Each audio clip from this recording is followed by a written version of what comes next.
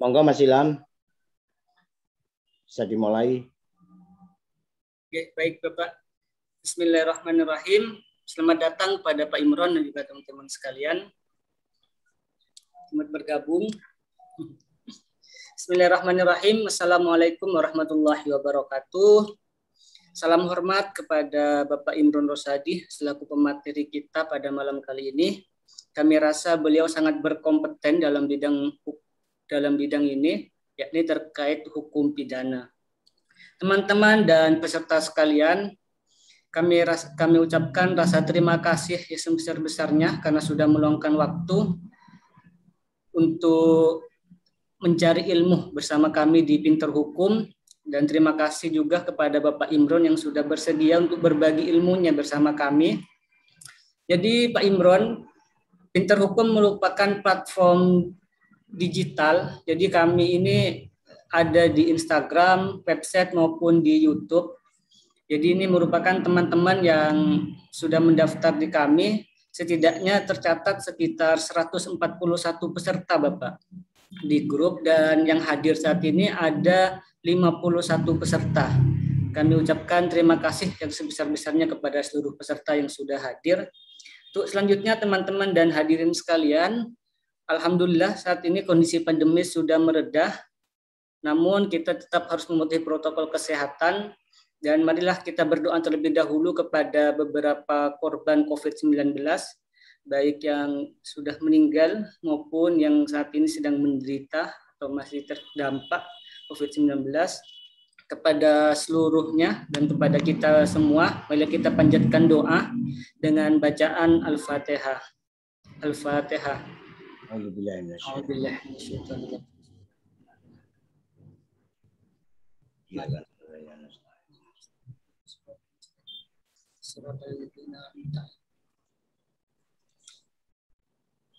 Baik, doa selesai. Teman-teman dan hadirin sekalian, materi dasar-dasar hukum pidana, kenapa kita memilih itu? Ini merupakan fondasi awal bagi kita setelah kita kemarin sudah menyelenggarakan terkait dasar-dasar ilmu hukum atau dasar-dasar hukum, maka saat ini kita lebih spesifik terkait hukum pidana. Jadi hal yang terpenting dalam hukum pidana yang saya dapatkan dulu di bangku kuliah, yang dosennya Bapak Imron Rosadi ini, beliau mengingatkan saya bahwa ada dua hal penting dalam hukum pidana itu, yakni actus rea dan mens rea. Ini merupakan fondasi awal ketika teman-teman ingin menganalisa terkait kasus-kasus pidana. Nanti lebih jelasnya akan dijelaskan oleh pemateri kita yang luar biasa, Bapak Imron Rosadi. Untuk selanjutnya, teman-teman dan hadirin sekalian, agar lebih akrab kepada pemateri kita, berikut saya bacakan terlebih dahulu biodata beliau. Yang pertama, nama beliau Dr. Haji Imron Rosadi, Dr. Andes SHMH. Beliau lahir di Mojokerto pada 10 Maret tahun 1969. Saat ini beliau merupakan dosen tetap ilmu hukum pidana di Fakultas Syariah dan Hukum UIN Sunan Ampel, Surabaya. Di samping sebagai praktisi dan akademisi, beliau juga menjadi konsultan hukum di beberapa perusahaan. Dan perlu Sobat Pinter Hukum ketahui juga, beliau merupakan owner dari PT Anfa Mobil Mojokerto. Jadi beliau juga bergelut di bidang entrepreneur atau bisnis ya Sobat Pinter Hukum. Untuk selanjutnya pendidikan beliau menyelesaikan studi S1 di bidang ilmu komunikasi, bidang ilmu hukum, lulus pada tahun 2005, dan melanjutkan studi S2 diselesaikan di UIN Sunan Ampel Surabaya pada tahun 2021. Adapun pengalaman organisasi baik litigasi sejak tahun 1945 hingga sekarang. Ini banyak sekali karya ilmiah beliau, teman-teman dan Sobat Pinter Hukum. Mungkin beberapa akan kami bacakan ya karena sangat banyak, tidak memungkinkan. Di bidang buku, beliau telah menulis sebanyak 5 buku. Di antaranya terkait victim perception dalam tindak pidana pencurian, sebuah pendekatan victimologi, Pamekasan Duta Media Publishing 2020. Itu salah satu buku yang beliau terbitkan. Yang kedua, artikel jurnal. Setidaknya ada 8 artikel jurnal yang telah beliau terbitkan. Di antaranya terkait pengaruh sosial terhadap ketentuan peminangan, perkawinan, kawin hamil, talak, dan rujuk dalam kompilasi hukum Islam. Dan di antaranya lagi ada terkait penerapan lingkungan belajar berbasis lokal sebagai media dan strategi instruksional konstruktivistik. Dan beberapa penelitian yang telah beliau lakukan, teman-teman dan sobat pinter hukum, sedikitnya ada 4 penelitian, diantaranya tentang penyelesaian delik agama di luar pengadilan. Dan ada juga rekonstruksi putusan hakim atas hukum pidana dalam komunikasi travel umroh di Indonesia. Jadi itu teman-teman dan sobat pinter hukum terkait kurikulum vitae beliau. Jadi dari beberapa latar belakang beliau, kami rasa sangat berkompeten untuk berbicara terkait dasar-dasar hukum pidana. Selanjutnya teman-teman dan sobat pinter hukum, ada beberapa aturan yang perlu kita pahami bersama dan perlu kita taati juga sebagai mahasiswa hukum, bahwa pada saat Zoom ini, pada teman-teman diwajibkan untuk mematikan mikrofon, kecuali kepada pemateri dan juga moderator. Dan saat pada sesi tanya jawab, maka teman-teman diberikan kesempatan untuk bertanya secara langsung atau menuliskannya di kolom komentar. Jadi itu peraturan pada Zoom webinar kali ini. Untuk selanjutnya, ini acara yang kita tunggu bersama, ini merupakan modal awal yang sangat penting bagi kita semua, teman-teman. Dan untuk itu, untuk mempersingkat waktu, kepada pemateri kita yang luar biasa, kepada Bapak Imron Rosadi, waktu dan tempat kami persilahkan. Terima kasih. Assalamualaikum warahmatullahi wabarakatuh. Waalaikumsalam. Waalaikumsalam warahmatullahi wabarakatuh. Saudara moderator Mas Ilham Fariduzzaman SH yang saat ini juga sedang menempuh di pasca sarjana kalau tidak salah, dan dia adalah Mas Ilham ini salah satu mahasiswa saya dulu ketika di UIN di Fakultas Syariah dan Hukum pada saat menyelesaikan studinya di S1. Alhamdulillah, dan saya memberikan apresiasi pada Mas Ilham yang banyak memberikan kontribusi, banyak memberikan produktif pemikirannya di pinter hukum ya. Iya. Dan ini menjadi salah satu terobosan baru untuk mengawal media tentang perkembangan dinamisasi ilmu hukum yang ada di negeri ini. Jadi lambat laun memang hukum selalu dinamis dan berkembang, terjadi banyak perubahan-perubahan antara praktek dan regulasi atau aturan yang ada. Jadi saya apresiasi Mas Ilham beserta teman-temannya dan juga semua yang hadir pada forum Pinter Hukum pada malam hari ini adalah kreativitas anak muda untuk melihat bagaimana hukum itu berjalan dan ditegakkan sebagai bentuk keadilan. Jadi itu sangat penting. Saya sebelum ke materi, ini dari peserta ini mahasiswa semua, Mas Ilham? Campuran, Bapak. Ya. Campuran, ada mahasiswa, ada juga teman-teman yang sudah bekerja di instansi-instansi. Ya. Okay. Tapi Mas kebanyakan Ilham, mahasiswa, Bapak. Oke, Mas Ilham bisa menampilkan PowerPoint saya? Oke, bisa, Pak. Oke. Sip. Terima kasih, Mas Ilham. Saya akan menyampaikan tentang materi berkaitan dengan dasar-dasar hukum pidana. Jadi tentu hukum pidana ini menjadi satu bagian atau bisa saya sebut dengan ultimum remedium dan primum remedium. Jadi tidak selalu orang itu berbicara dikit-dikit pidana.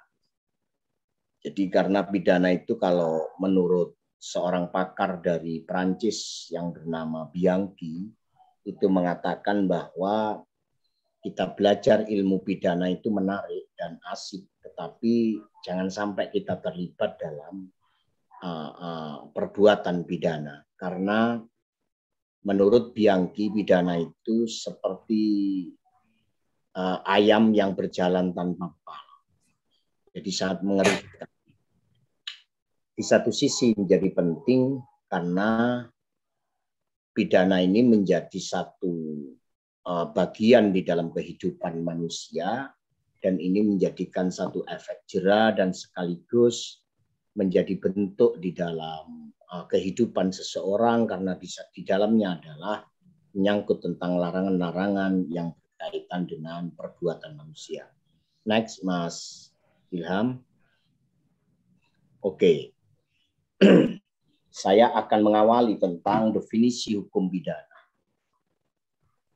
Hukum pidana itu merupakan keseluruhan peraturan yang menentukan perbuatan apa yang perbuatan itu ditindak pidana dan hukuman apa yang dapat dijatuhkan terhadap yang melakukan. Jadi kalau Anda memahami tentang terminologi dari hukum pidana itu adalah keseluruhan peraturan yang menyangkut tentang peraturan yang ditindak sebagai perbuatan pidana atau hukuman yang dapat dijatuhkan terhadap pelakunya. Kalau kita belajar tentang ilmu hukum pidana itu, maka segala perbuatan seseorang menjadi sebuah perbuatan atau peristiwa pidana. Kalau dalam ilmu sosiologi itu disebut dinamika di dalam kehidupan. Tapi kalau berbicara tentang hukum pidana itu peristiwa karena menyangkut perbuatan manusia. Dan perbuatan itu sendiri menjadi satu ukuran apakah perbuatan ini pidana apa tidak. Ini kita kalau belajar ilmu hukum pidana. Karena kita mulai bangun tidur sampai tidur kembali itu selalu ada perbuatan di dalamnya. Tetapi dengan hal sekecil apapun, kalau perbuatan kita ini tidak melanggar aturan hukum dan aturan material itu tidak menjerat kita menjadi seorang yang bersalah dan ancamannya di situ adalah hukuman, maka kita tidak ada masalah yang terkait dengan pidana itu sendiri. Next, Mas Ilham. Oke. Kita setelah tahu terminologi itu, sampean harus bisa untuk membuat satu definisi sendiri. Hukum itu adalah umum dan pidana itu adalah sebuah definisi. Paling tidak Anda paham bahwa pidana itu intinya hukuman. Kita berbuat, ada ancaman, hukuman, maka itu pidana. Kalau kita berbuat tidak ada ancaman, maka itu bukan masuk kategori pidana. Jadi sangat luas. Jadi kita bisa ngomong pidana adalah pasti perbuatan manusia melanggar aturan hukum, baik itu secara pribadi maupun negara, yang di dalamnya itu adalah ada hukumannya, yang namanya penjara.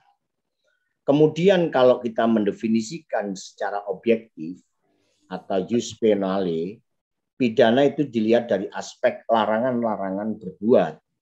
Ini arti objektif. Larangan yang disertai dengan ancaman pidana bagi siapa yang melanggar larangan tersebut. Ini arti objektif. Kepada siapapun tidak pandang. Equality before the law. Jangan sampai sekarang menjadi satu equality before the law dalam teori itu, tetapi di satu sisi menjadi abuse of power. Nah, ini kalau teorinya Law and Friedman itu ada 3 tentang legal structure, ada legal opinion dan legal substance dan legal culture, ada 3. Kalau kita belajar tentang hukum pidana itu pasti teorinya Law law enforcement itu ada 3 teorinya. Ada legal structure, ada struktur atau lembaga hukum atau organisasi yang berkaitan dengan hukum. Ada legal substance, ada isi atau aturan-aturan regulasi hukum yang diberikan oleh negara kepada masyarakat atau warga negara yang ada di dalam sebuah negara itu. Dan yang ketiga itu adalah legal culture, adalah hukum adat istiadat atau budaya yang ada. Di satu sisi terjadi satu bentrokan antara budaya dengan aturan yang dibikin oleh pemerintah. Di satu sisi aturan itu juga tidak berjalan dengan baik, sehingga kadang-kadang juga ada kekosongan hukum. Di sisi lain penegaknya yang kurang bagus. Baru-baru ini ada kasus Mbah Minto kalau tidak salah, yang lagi viral, dia membela diri. Tapi justru Mbah Minto itu kena hukuman 2 tahun. Jadi Mbah Minto itu dikenakan pasal 351 KUHP, padahal di dalam pasal 59 tidak dipidana bagi orang yang membela diri. Jadi 351 dikenakan Mbah Minto karena membela diri, padahal dia dikenakan oleh hakim atas tuntutan jaksa penuntut umum dalam penganiayaan berat. Ini menjadi satu menarik secara filosofis juga ini kalau kita kaji. Terus bagaimana tentang keadilan tentang membela diri itu? Tidak membela diri mati, kalau kita membela diri kena hukuman. Ini kan menjadi presiden buruk dalam negeri. Bagaimana antara equality before the law dengan terjadi satu bentrok dengan abuse of power. Jadi kewenangan penegak hukum yang tidak adil menerapkan di dalam. Kemudian kalau saya melihat dari aspek subjektif, itu adalah peraturan yang memuat tentang negara untuk mempidana seseorang yang melakukan tindak pidana. Memang di sini rentan dengan abuse of power. Jadi arti subjektif ini sangat rentan, kaitannya sangat signifikan dengan abuse of power. Penyalahgunaan wewenang yang diberikan oleh penegak hukum kepada masyarakat. Tetapi di satu sisi secara objektif adalah aspek larangan-larangan berbuat. Bagaimana seperti yang saya katakan tadi kasusnya Mbah Minto. Nah, kasus Mbah Minto ini kan menjadi satu perdebatan yang menarik, menjadi satu opini, legal issue atau legal opinion yang menjadi satu peristiwa-peristiwa pidana yang tentunya ini menjadi satu bentrok. Itu adalah kita ngomong sudah definisi, sudah lebih jauh kita membuat satu konklusi atau interpretasi. Next, Mas Ilham. Oke. Kalau kita belajar lagi tentang hukum pidana, pembagian hukum pidana itu dibagi menjadi 2. Hukum pidana formil, hukum pidana material. Formil itu adalah KUHP, material adalah KUHP. Dan ada hukum pidana objektif dan hukum pidana subjektif. Jadi objektif itu akibat dari perbuatan yang dilakukan oleh seseorang dan di situ adalah ancamannya pidana. Subjektif adalah tentang perbuatan yang dilanggar oleh seseorang. Nah, kalau kita mengarah lagi ada hukum pidana umum khusus, saya tidak masuk kepada sana, tetapi paling tidak Anda bisa belajar tentang hukum pidana itu, pembagian hukum pidana menjadi formil material. Kalau definisi saya, kalau Mas Ilham dulu pernah kuliah saya, pidana formil itu adalah pasif dan menunggu adanya satu perbuatan seseorang yang itu adalah melanggar aturan-aturan material dan untuk dikompen ketika perbuatan itu selesai dilakukan oleh seseorang. Maka itu berjalan yang namanya KUHP, Kitab Undang-Undang Hukum Acara Pidana. Karena dia itu bergerak ketika ada satu perbuatan. Dan dia pasif jika tidak ada orang yang berbuat, yang melanggar aturan-aturan hukum material. Jadi seperti itu. Jadi di dalam diskusi malam ini kan dasar-dasar hukum pidana itu pentingnya. Bagi mahasiswa atau siapapun yang belajar pada malam ini, paling tidak saya memberikan kontribusi pemikiran secara general tentang hukum pidana itu sendiri. Jadi kalau kita belajar hukum itu dibagi dua, secara umum adalah publik dan privat. Publik dan private. Publik itu adalah pidana, private itu adalah perdata. Maka dari itu, dari sisi tersebut, maka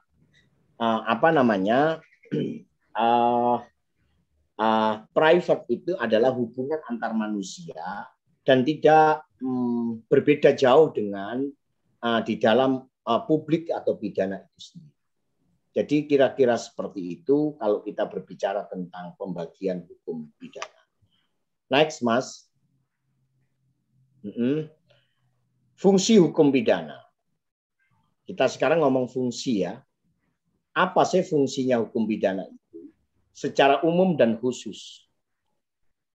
Jadi kita akan paham tentang bagaimana fungsi hukum pidana. Secara umum dan khusus. Secara umum fungsi pidana sama saja dengan fungsi hukum-hukum lain pada umumnya. Yaitu untuk mengatur hidup dalam bermasyarakat atau menyelenggarakan satu tata dalam masyarakat. Jadi secara umum orang hidup ini kan kalau tidak ada hukum, itu akan terjadi satu ketimpangan, terjadi ketidaknyamanan, terjadi kalau bahasa Jawanya sakar PDW. Tidak ada aturan yang mengatur, ini menjadi rancu. Ini menjadi kacau balau. Maka di negara itu tanpa hukum, maka di situ adalah negara tidak bisa berdiri tegak. Tapi adanya hukum ini, maka negara memberikan aturan yang mengatur kepada siapapun tidak pandang bulu. Nah, apakah yang berkuasa itu hukum ataukah negara? Ataukah politik? Ini larinya akan lebih luas. Secara khusus adalah melindungi kepentingan seseorang dari perbuatan yang melanggar dan memberi dasar legitimasi pada negara dan mengatur dan memberikan satu batasan-batasan kekuasaan kepadanya. Jadi itu adalah fungsinya ya. Ada fungsi umum, fungsi khusus. Kalau saya simpulkan secara umum, siapapun akan dilindungi, siapapun akan menjadi aman, nyaman adanya satu. Secara khusus melindungi kepentingan negara dari perbuatan yang melanggar. Jadi negara tanpa hukum, maka negara tidak bisa berdiri secara tegak. Dan legitimasi negara itu memberikan dasar penting bagi kehidupan antar negara. Next, Mas. Oke.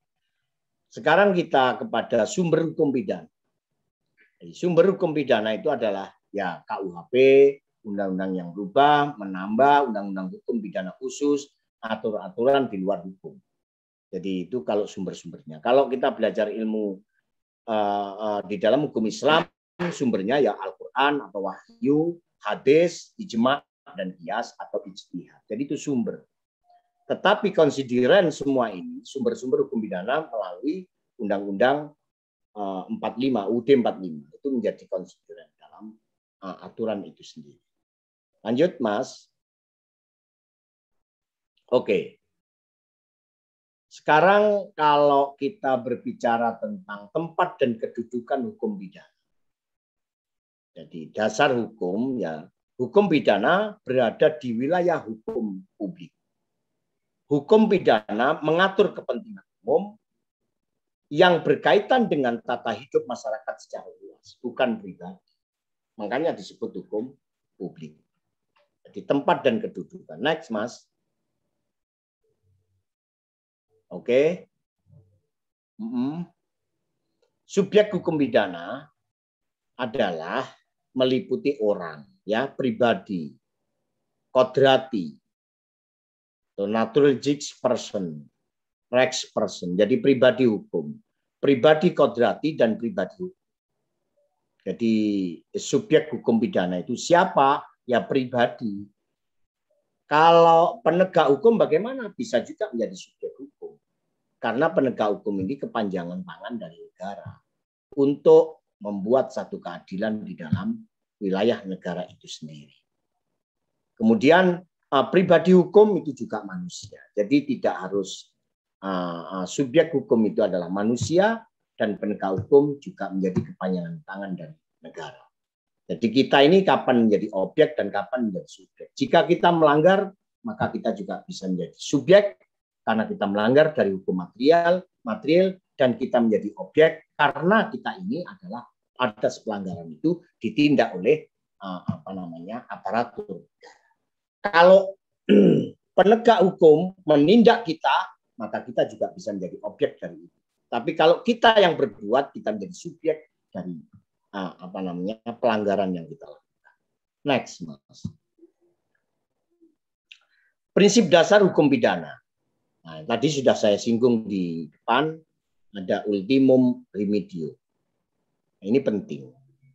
Hukum pidana adalah senjata pamungkas, alternatif terakhir yang bisa digunakan untuk meluruskan perilaku atau anggota masyarakat. Hukum pidana merupakan norma hukum yang paling. Jadi arti dari ultimum remedium ini kita harus tahu. Jangan sedikit-sedikit pidana, sedikit-sedikit pidana. Kalau kita ngomong tentang dikit, karena di dalam pidana itu tidak menyelesaikan masalah. Jadi pidana tidak menyelesaikan masalah. Hanya memenjarakan seseorang atas perbuatan dia. Tapi kalau perdata kita selesaikan, bagaimana yang disengketakan? Pidana tidak menyelesaikan masalah, tapi menjerat seseorang yang melanggar hukum, sanksinya penjara, selesai. Apakah orang itu habis mencuri, kemudian habis yang dicuri, harus dikembalikan? Ya tidak, karena pidana tidak ngurus tentang itu. Pidana itu ngurus perbuatan manusia yang melanggar hukum. Kalau orang itu terjadi pelanggaran di dalam keperdataan, berapa miliar pun itu menjadi satu sengketa, maka itu adalah perdata. Karena perdata melihat satu kerugian diantaranya adalah apa yang pernah dibuat satu MOU atau perjanjian. 25 sekalipun kalau itu menjadi satu perbuatan, tidak melihat korban, tidak melihat tentang bagaimana kerugiannya. Jadi itu yang perlu bicara.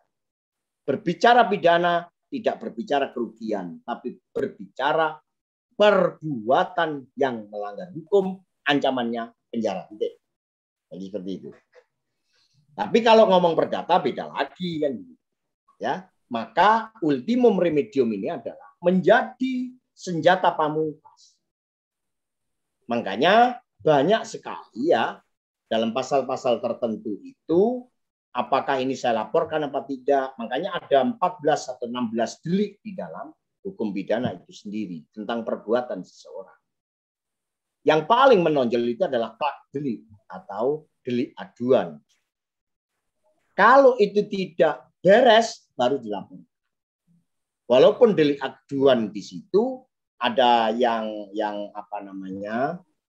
absolut dan ada yang relatif ya. Tentu kita kalau belajar tentang ilmu hukum pidana itu sendiri. Jadi ultimum remedium adalah senjata pamungkas. Tapi sekarang negara sudah mengeluarkan undang-undang tentang restoratif justice. Ya. Mahkamah Agung Perma nomor 16 tahun yang terbaru itu tahun 2020 itu ada restoratif justice. Itu penyelesaian pidana tidak sampai kepada meja hijau atau pengadilan jika terjadi satu pelanggaran yang bisa diselesaikan cukup pada tingkat penyidikan. Gitu. Lanjut, Mas Ilham. Bagaimana dasar berlakunya hukum pidana? Pasal 2 sampai pasal 9. Ada asas teritorialitas, ada asas nasional aktif, ada asas nasional pasif, ada asas universitas, dan sebagainya. Jadi kita terlalu banyak materi nanti kalau kita jelaskan. Next, Mas. Oke. Kemudian dasar berlakunya hukum pidana dalam teori locus delecti dan tempus delecti. Jadi teori perbuatan material, teori timbulnya akibat, teori bekerjanya alat. Kalau ini kita kaji, wah ini. Jadi ada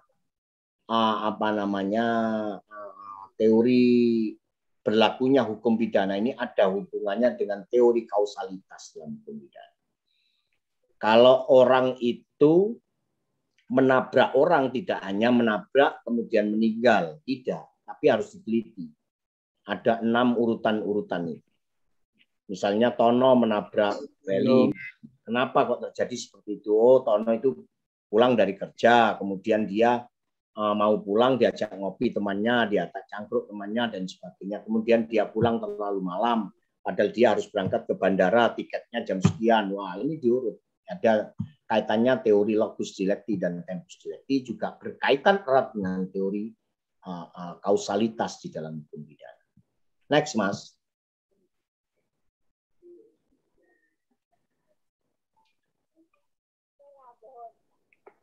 Lah, ini. Lanjut, Mas. Oke. Nah, sekarang kalau kita belajar tentang ilmu hukum pidana, pasti kita harus paham tentang delik. Nah, ya, kita harus paham tentang delik. Apa delik itu? Delik merupakan peristiwa, tadi saya singgung di awal, yang bersifat melanggar. Jadi peristiwa mana pelakunya dapat dimintai pertanggungjawaban atas dasar kesalahannya. Dan tanggung jawab adalah wajar demi menjamin stabilitas hukum itu sendiri. Nah, kalau sudah belajar ilmu hukum pidana, di situ harus ada delik. Makanya tadi disebut oleh Mas Ilham, ada mens rea, ada ius rea. Jadi bagaimana rasa batin seseorang itu untuk berbuat jahat. Itu penting. Kalau itu hubungannya dengan delik. Kalau sudah berbicara delik, ada unsur delik. Perbuatan manusia, subjek hukum. Bersifat melawan hukum, ada kesalahan, perbuatan itu dijalankan dengan sanksi. Itu ngomong delik. Kalau sudah bicara delik, maka di situ ada unsur. Kalau kita tidak bicara delik, maka tidak bicara tentang pidana. Bicara pidana, maka di situ ada delik. Mesti nek ngomong begini orang. Ya dilihat deliknya dulu, kayak apa dia. Apakah memenuhi syarat tentang unsur-unsur delik? Apakah bersifat melawan hukum atau tidak? Next, Mas. Kesalahan dalam hukum. Nah, ini. Kesalahan dalam hukum meliputi kesengajaan atau dolus, baik dalam arti sempit maupun luas. Kelalaian atau delik culpa, berupa kelalaian berat maupun kelalaian ringan. Jadi ini adalah kesalahan-kesalahan dalam hukum. Jadi kecelakaan juga masih itu. Ini sudah hampir 1 jam, kita percepat dan nanti kita buka diskusi. Lanjut, Mas. Nah, tadi sudah saya singgung tentang kausalitas.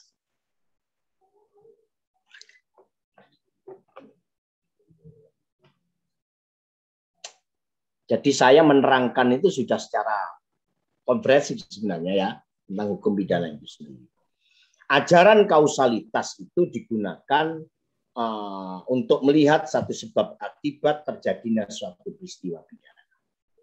Setiap peristiwa diakibatkan oleh peristiwa yang terjadi sebelumnya. Tadi saya sudah.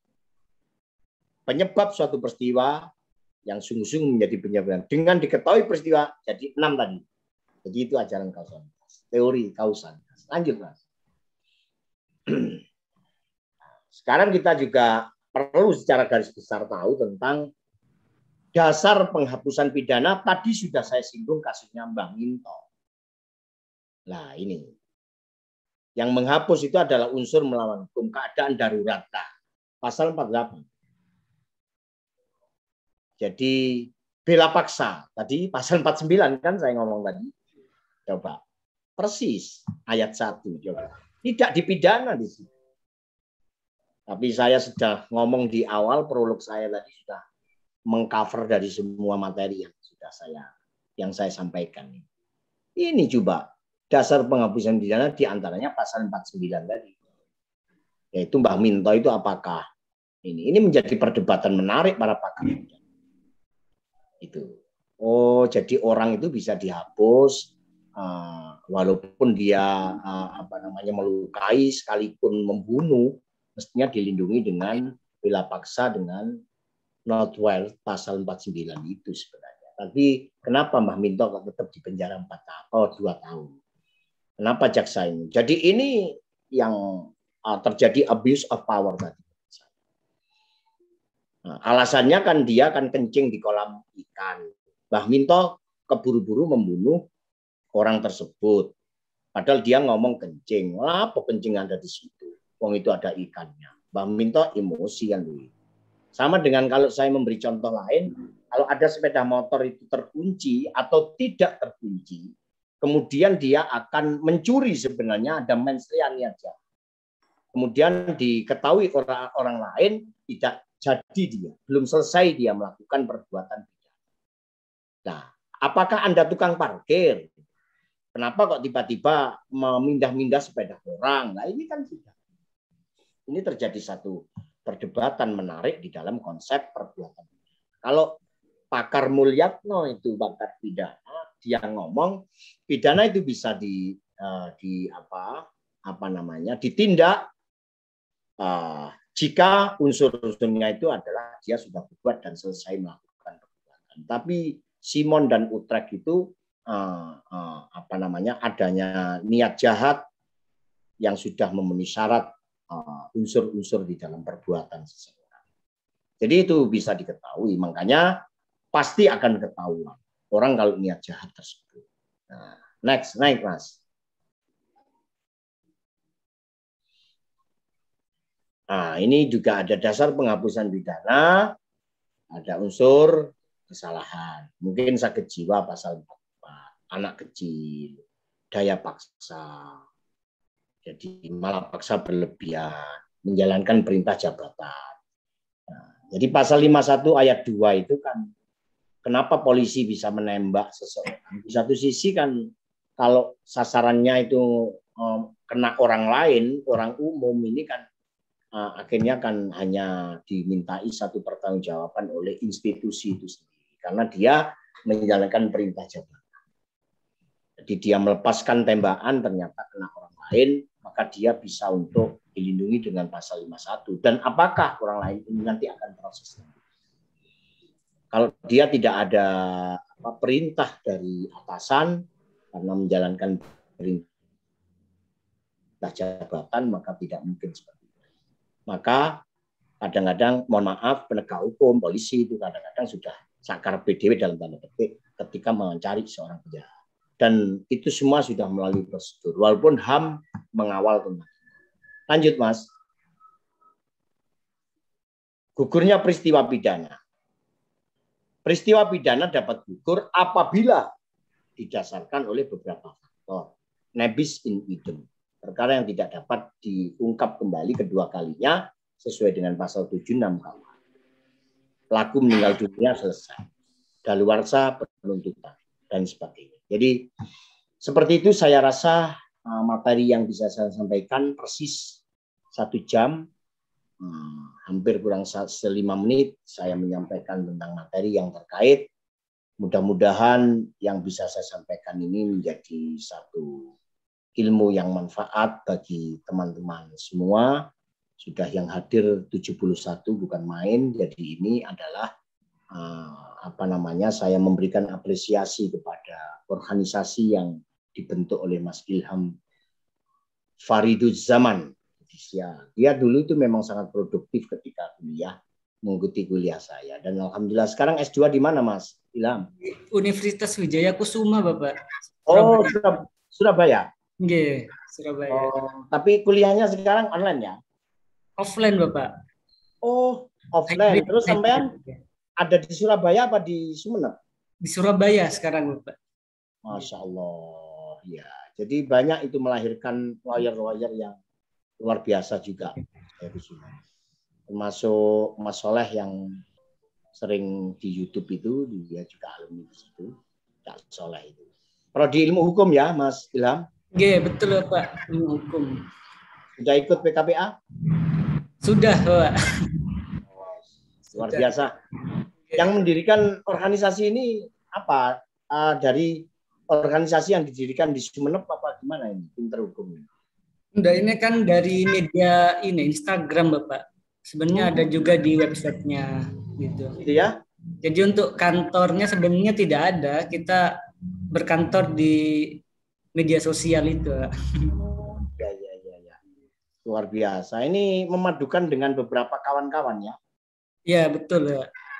Ada berapa anggota di dalamnya yang terkait dengan ini? Oh, jadi hanya berdua Bapak. Oh gitu ya? Iya. Tapi kok sampean bisa untuk merekrut sekian banyak mahasiswa dan partisipan? Ya, alhamdulillah banyak teman-teman yang berantusias untuk belajar ini, Pak. Ini luar biasa. Jadi ada 73 antusias teman-teman ini ya. Jadi mereka walaupun dimanapun, sarjana apapun misalnya, yang penting ikut di sini adalah banyak kontribusi tambahan ilmu tentang Pinter Hukum, gitu kan? Iya, Pak. Oke, seperti itu Mas Ilham yang bisa saya sampaikan. Mungkin kita buka sampai berapa menit lagi nih Mas Ilham? Mungkin sesi tanya jawab dulu Bapak, setelah itu kita akhiri.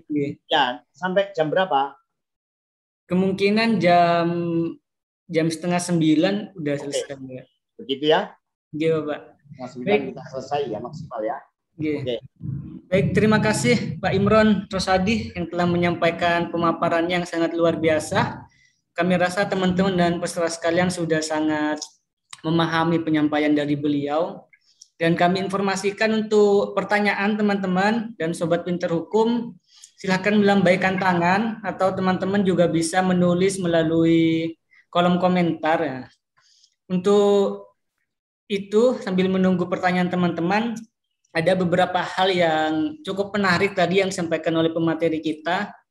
Yang pertama terkait penegakan hukum tadi itu. Sebenarnya kita sudah menulis di Pinter Hukum melalui website kita di www.pinterhukum.id.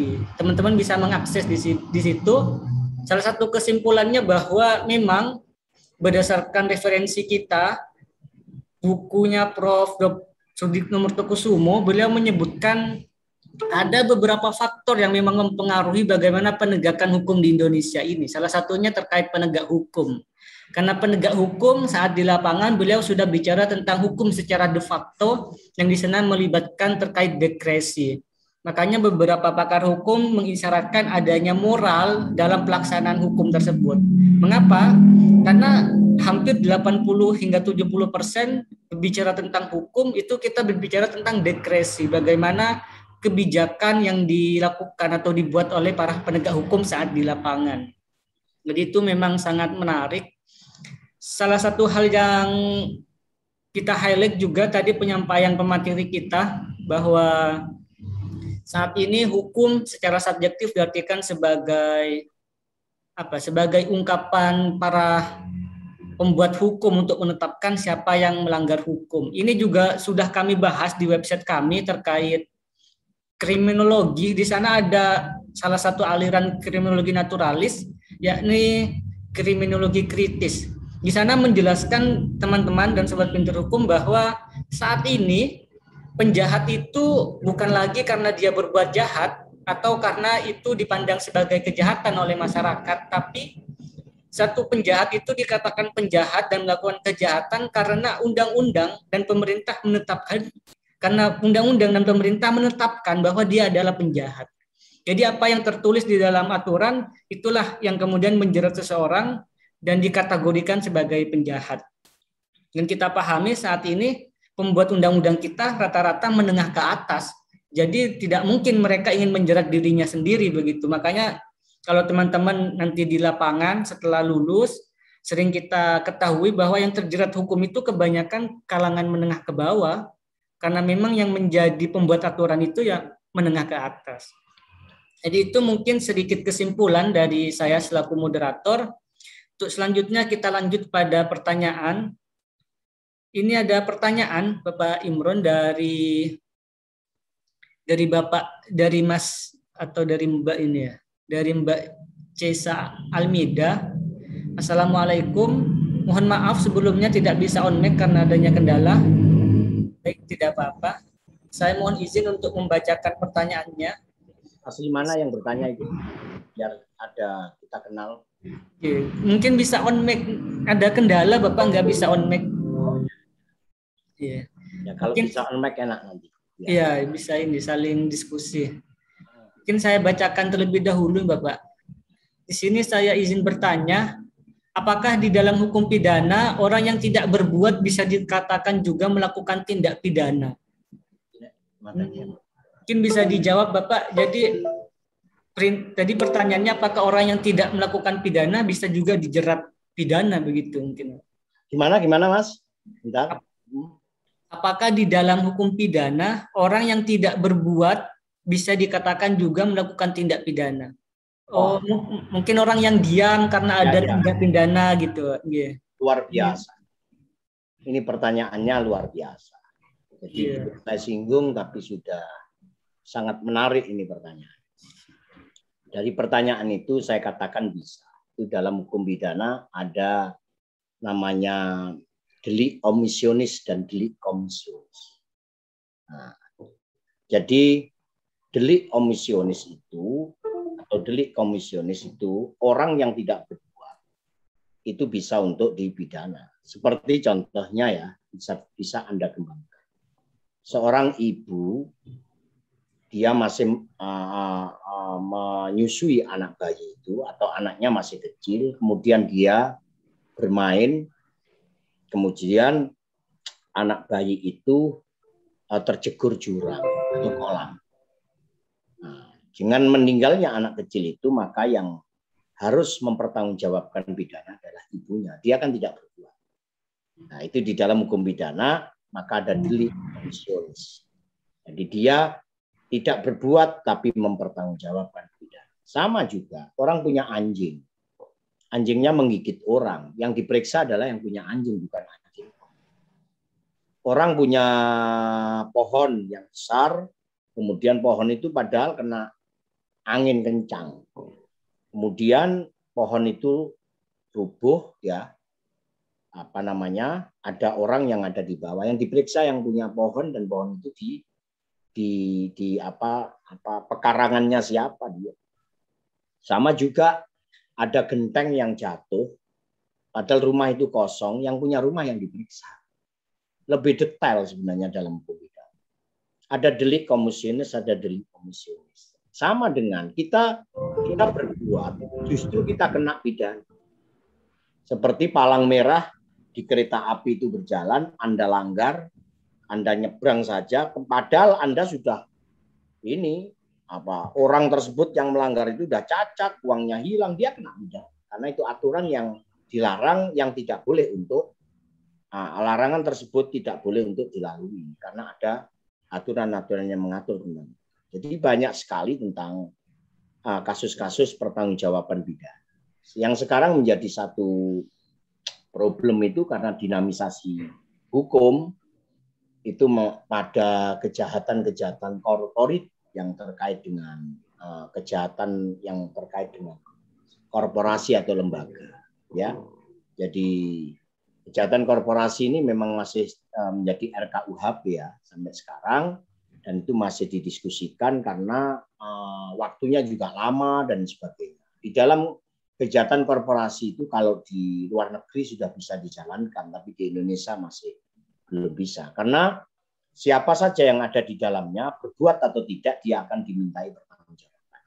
Tetapi itu kalau non korporasi, kejahatan-kejahatan korupsi, itu adalah pimpinan yang menandatangani, maka dianggap dia setuju, padahal dia tidak ikut berbuat. Yang berbuat adalah anak buahnya. Maka persetujuan itu yang ditindak sesuai tentang perbuatan yang melanggar hukum. Jadi sama. Kalau korporasi itu masih masuk ke RKUHP, tapi kejahatan korupsi sudah masuk undang-undang atau delik khusus atau pidana khusus. Ini sangat luar biasa pertanyaan tersebut, jadi memberikan khazanah kepada pemikiran pinter hukum pada forum ini. Terima kasih. Iya, betul. Baik, terima kasih Pak Imran atas jawabannya. Dan terima kasih juga kepada penanya. Mudah-mudahan jawaban tadi sudah bisa menjawab pertanyaannya ya. Dan teman-teman yang ingin bertanya secara langsung kami persilahkan. Baik, sambil menunggu pertanyaan dari teman-teman.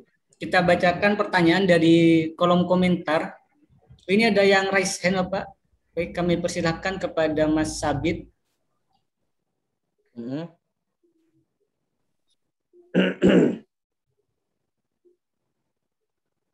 Pada Mas Sabita, kami persilahkan. Ya, Assalamualaikum warahmatullahi wabarakatuh. Waalaikumsalam warahmatullahi wabarakatuh. Ya, saya izin bertanya.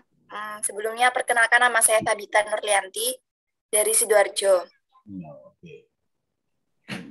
Ya, saya mau bertanya. Tadi kan Mas Ilham kan menyimpulkan kalau belum tentu orang itu bersalah. Bisa aja itu isi dari hukum itu tadi yang menyatakan orang itu bersalah. Ya, kalau seperti itu, bukankah itu melanggar hak asasi manusia ya, Mas? Pak. Iya. Oke, terima kasih. Oke.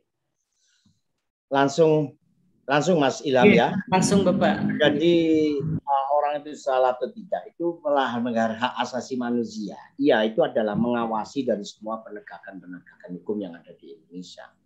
Tentu mereka sudah mempertimbangkan risiko yang terburuk.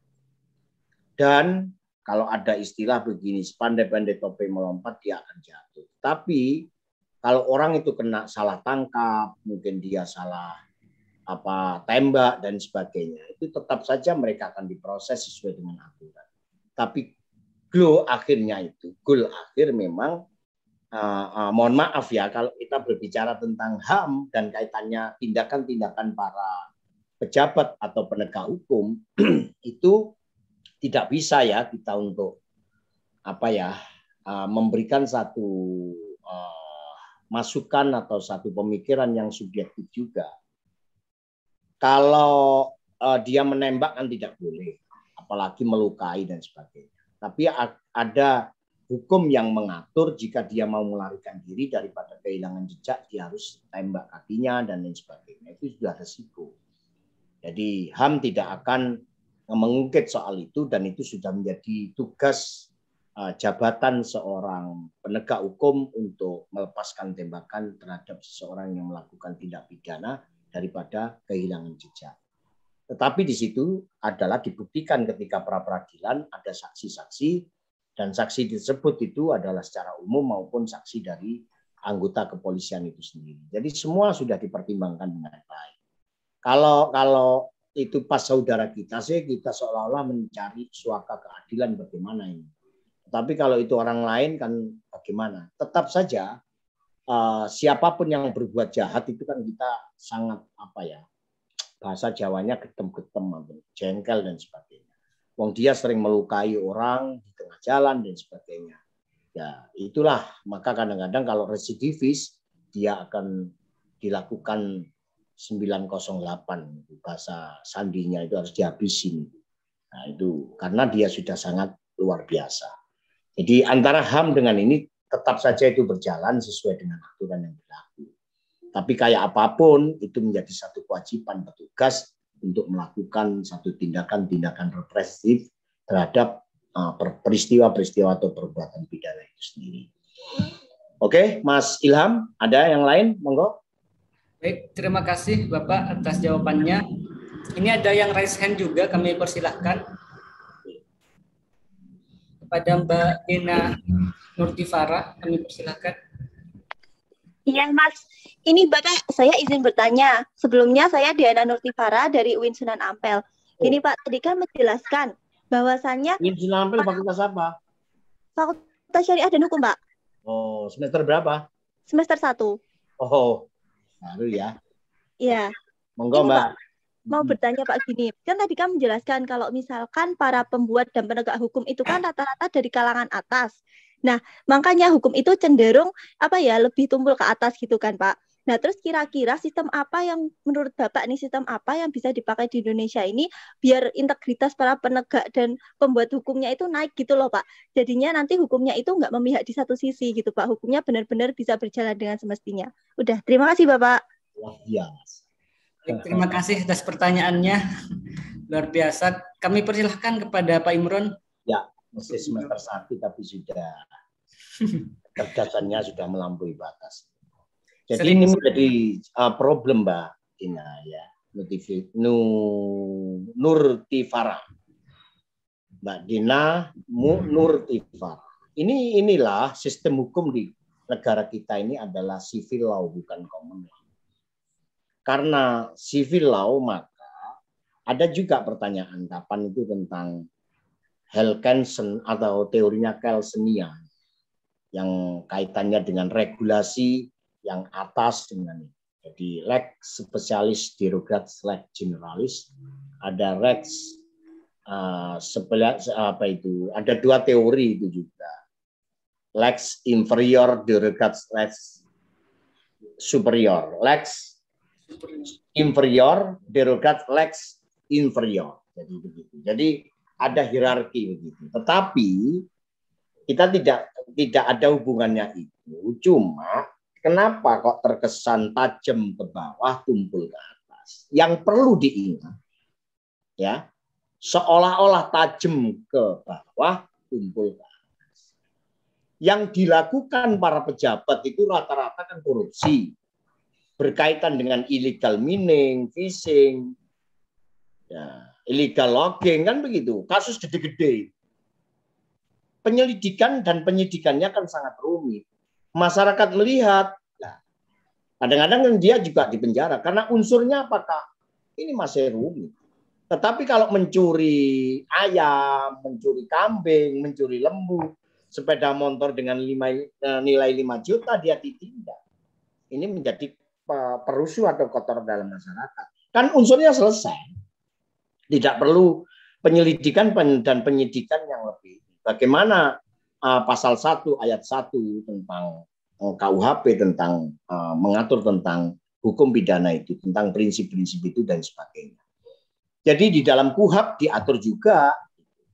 Jadi unsur melalui tahapan penyelidikan baru penyidikan untuk menentukan siapa tersangkanya kan.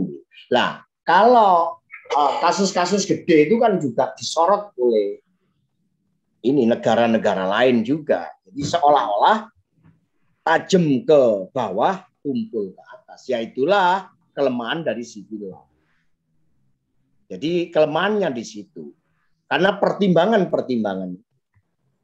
Kalau ada teori hukum itu yang dibangun oleh staf Red Group gitu, itu kan tujuan hukum itu kan ada kepastian, kemanfaatan dan tetapi yang ditanyakan oleh Mbak Dena tadi, kalau unsurnya kalau ada pencuri masa tidak. Jadi seolah-olah tajam. Tapi yang ke atas itu adalah tentang kaitannya dengan kejahatan-kejahatan korporasi atau kejahatan korupsi dan sebagainya. Ini kan menyangkut negara. Juga tentang narkotika dan lain sebagainya. Jadi yang berkaitan dengan narkotika, mining, fishing, dan logging, itu kan kejahatan besar. Nah, tetap saja jadi seperti itu, kadang-kadang juga dipolitisi. Jadi dikriminalisasi dan sebagainya. Sekarang arti unsur kembali kepada subjektif dan objektif tadi dan alat negara untuk menindak arti subjektif. Kalau tidak begitu bagaimana? Sekarang kasus-kasus Papua Merdeka ini. Bagi penegak hukum kan disikat habis saja kan begitu soal.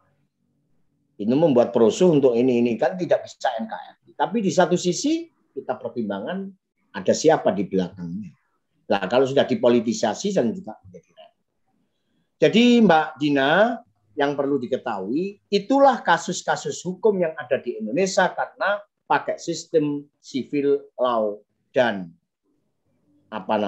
bukan common law. Itu yang menjadi kelemahan. Berbeda dengan di Eropa kontinental. Kita adalah bukan ya itu persoalannya yang menjadi satu problematik juga ini. Mungkin seperti itu Mbak Dina ya. Baik. Terima kasih Pak Imron atas penjelasannya. Terima kasih juga kepada Mbak Dina.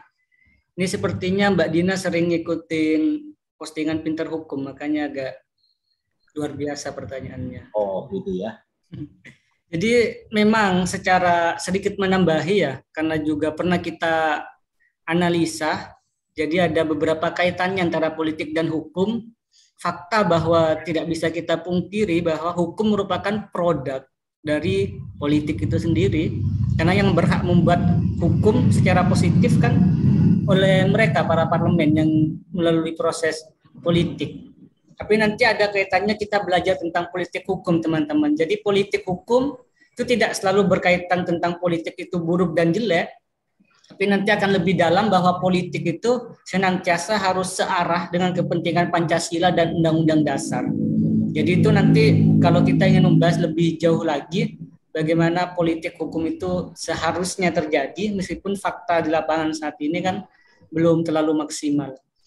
Mungkin dari peserta sekalian masih ada yang ingin bertanya, masih ada waktu.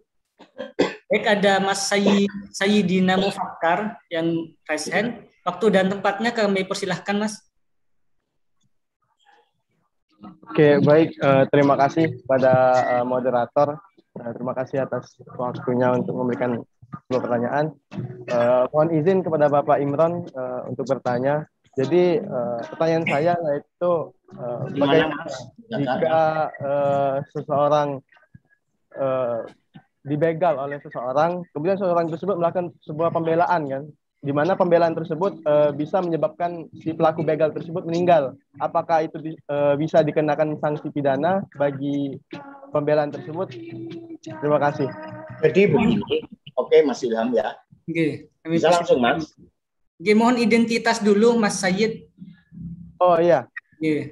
Jadi nama saya Sayyidina Mufakkar dari UIN Raden Fatah Palembang, jurusan Hukum Pidana Islam. Oke, baik, terima kasih. Monggo Bapak Imron mungkin bisa langsung dijawab, Bapak. Terima kasih Mas Sayyidina Mufakkar, jadi dari Palembang bisa mengikuti Pinter Hukum di forum ini, mudah-mudahan bermanfaat. Tadi sudah saya singgung dalam kaitannya tentang pasal 49 itu dilindungi, tetapi yang menjadi problem utama ya ketika pembelaan ini kita melihat antara locus delicti dan tempus delicti. Juga kita melihat tentang kejadian, maka perlu adanya penyelidikan dan penyidikan. Apakah pertanyaannya itu benar-benar membela diri? Apakah dia ada dendam? Apakah ada hubungan dia sebelumnya? Apakah ada dendam-dendam sebelumnya? Itu perlu penyidikan dengan teliti, dengan cermat. Untuk melihat full bucket, pengumpulan barang bukti, keterangan, dan saksi-saksi yang terkait. Memang tidak. Tetapi apakah itu pembelaan diri apa tidak, itu kita butuh ada saksi yang kuat. Kenapa Mbah Minto itu dijerat pasal 351 dan dia dituntut dengan hukuman 2 tahun? Karena tidak ada saksi bahwa Mbah Minto itu adalah membela diri salah satunya. Tetapi alibi itu sudah kelihatan jelas. Kenapa kencing di kolam? Kenapa kencing di kolam yang ada ikannya? Kan itu sudah tahu kalau ikannya Mbah Minto. Lah, apakah dibegal itu betul dia membela diri ataukah pura-pura dibegal sehingga dia ini perlu penyelidikan dan penyidikan lebih detail? Jangan-jangan dia itu adalah dendam, kemudian apakah ada hubungan kekerabatan? Apakah kenal sebelumnya antara korban dengan pelaku? Ini perlu. Sampai sejauh mana? Seperti kasus Jessica dulu ya. Menjadi perdebatan menarik secara nasional. Karena tidak ada barang bukti, tidak ada saksi, tidak ada unsur-unsur yang membuat dia itu terjerat dalam hukum pidana. Kenapa? Ya keyakinan hakim bahwa Jessica itu adalah salah. Dan dia itu adalah meracun. Karena sebelumnya ada hubungan kenal, ada chat-chatnya yang terkait dengan kecemburuan dan sebagainya. Jadi itu perlu. Apakah membela diri tadi itu benar-benar membela diri dan siapa yang saksinya dan apakah ada hubungan kekerabatan ataukah dia kenal sebelumnya ataukah ada dendam atau ada sesuatu hal yang berkaitan dengan bisnis atau mungkin rebutan pacar dan sebagainya, itu perlu diselidiki. Tidak mungkin itu tidak akan ketemu. Apakah itu nanti membela diri apa tidak akan terkuak siapa pelaku dan siapa yang terjerat. Jadi seperti itu jawabannya. Jadi kalau itu memang benar membela diri karena terjadi pertempuran misalnya, jelas dia tidak bisa dipidana sebagaimana pasal 49 KUH. Seperti itu Mas Sayyidina Mufakkar ya. Jadi kira-kira seperti itu. Terima kasih Pak Imron. Jadi mungkin sudah cukup jelas ya Mas. Jadi mungkin tadi memungkinkan begitu ya, memungkinkan hal tersebut dilakukan pemaafan gitu, ada unsur pemaaf.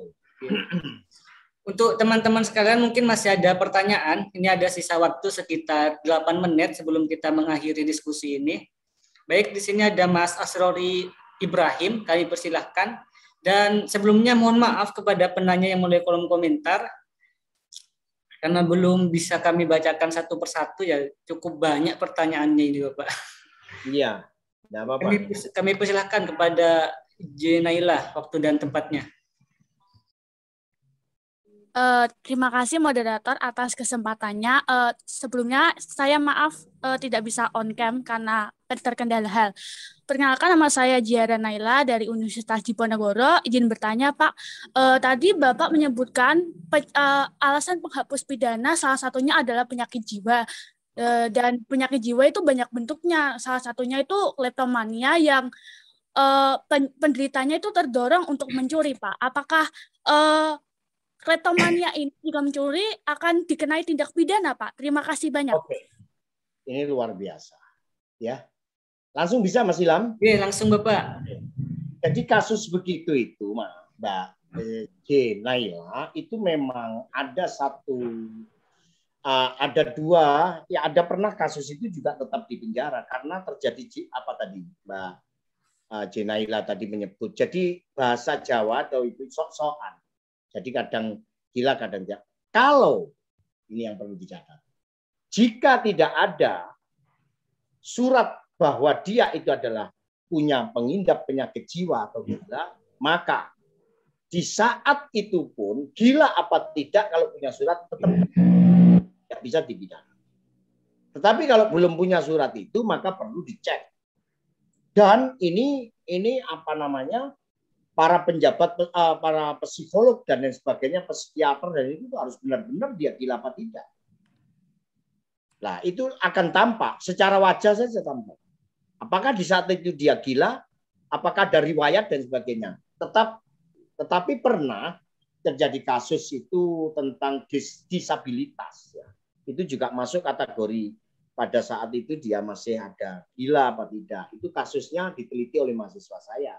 Dan saya juga sempat hadir di Pengadilan Negeri Surabaya yang terkait disabilitas.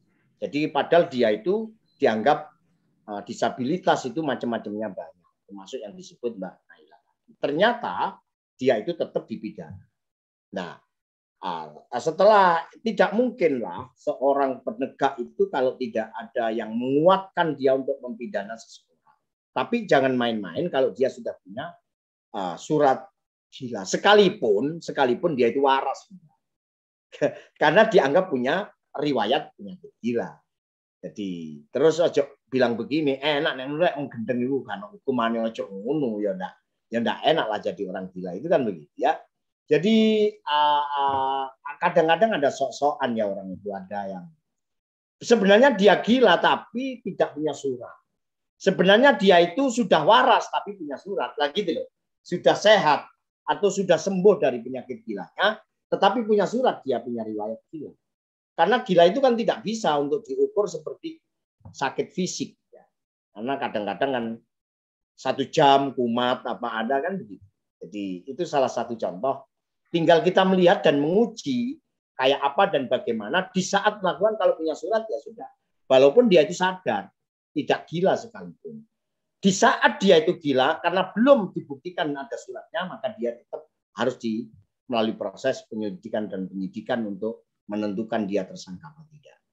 Jadi seperti itu Mbak Naila. Terima kasih, sangat luar biasa juga responnya. Monggo. Baik, terima kasih pada Pak Imron. Ini masih ada waktu 4 menit sebelum kita tutup. Kami persilahkan kepada Mas Asrori untuk bertanya secara langsung. Waktu dan tempat kami persilahkan, Mas. Baiklah, Assalamualaikum warahmatullahi wabarakatuh. Waalaikumsalam. Nama saya M. Asrori Ibrahim dari UIN Sunan Ampel Surabaya semester 3.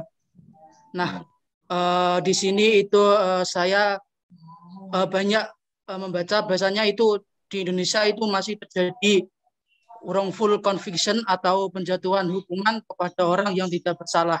Nah, menurut saya apakah faktor taktik integrasi polisi yang cenderung memaksakan pengakuan tersangka itu menjadi sebuah alasan ataukah ada faktor lainnya? Terima kasih. Baik, kami persilahkan Pak Imron. Terima kasih Mas Asroris. Prinsip tidak mungkin seorang penegak hukum itu menangkap seseorang tanpa dasar. Itu yang perlu ditahu. Tidak mungkin. Apakah itu dianggap kriminalisasi atau tidak? Unsurnya masuk, selesai. Karena para penegak hukum punya pertimbangan-pertimbangan baik secara pribadi, golongan, kelompok, politis, dan lain sebagainya sudah dipertimbangkan. Jadi itu adalah tidak mungkin penegak hukum itu tanpa unsur yang memenuhi syarat, baik itu unsur subjektif, objektif, memenuhi dua unsur alat bukti pasti ditegakkan hukum. Dan tidak main-main pejabat dalam. Tetapi tadi disinggung kalau itu urusan lain, kalau diskresi itu kan, wah ini tidak boleh, tapi kok tetap dilepas. Itu kan ada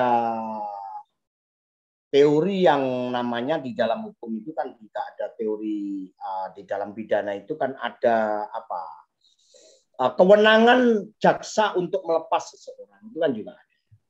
Nah itu, jadi itu ada teori-teorinya itu di dalam oportunitas, mohon maaf. Jadi ada teori oportunitas itu adalah teori yang diberikan, teori itu kewenangan yang diberikan oleh jaksa penuntut umum untuk melepas seseorang ketika orang itu sudah dinyatakan bersalah.